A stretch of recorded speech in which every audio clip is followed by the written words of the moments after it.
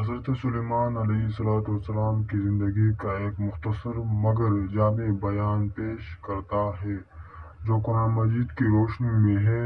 اہم بات یہ ہے کہ حضرت سلیمان علیہ السلام کا قتل ہونا کا کوئی ذکر قرآن یا حدیث میں نہیں ہے۔ وہ اللہ کے نبی تھے اور فطرن موت سے وفات پائے۔ البتہ ان کی حکمت جنات اور جانوروں پر کنٹرول اور واقعات وفات نہایت سبق آموز اور حیرت انگیز ہے۔ نبی اور بادشاہ حضرت سلیمان علیہ السلام حضرت داؤد علیہ السلام کے بیٹے اور ان کے وارث تھے۔ اللہ تعالیٰ نے انہیں نبوت کے ساتھ ساتھ بادشاہی بھی عطا کی۔ وہ ایک عظیم فرمانبردار تھے جنہیں پرندوں، جانوروں، جنات اور ہوا پر بھی اختیار حاصل تھا۔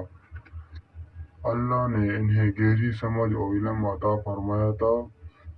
حضرت سلیمان علیہ السلام جنات سے مختلف کلام لیتے تھے، جیسے محل بنوانا، قلعے تعمیر کروانا اور یہاں تک کہ پانی کے تہہ سے موتی نکالنا۔ ایک مشہور واقعہ جس میں حضرت سلیمان علیہ السلام نے ہڈیا پرندے کے ذریعے ملکہ سبا کو اسلام کی دعوت دی۔ بالآخر وہ ایمان لے آئے اور کہنے لگے۔ وفات کا وقت نہایت عبرت آموز۔ قرآن مجید کے مطابق حضرت سلیمان علیہ السلام ایک دن جنات سے کام لیتے رہے اور اپنے عصا چڑیا کے سہرے کھڑے تھے، وفات پا گئے۔ جنات سمجھے کہ وہ زندہ ہے۔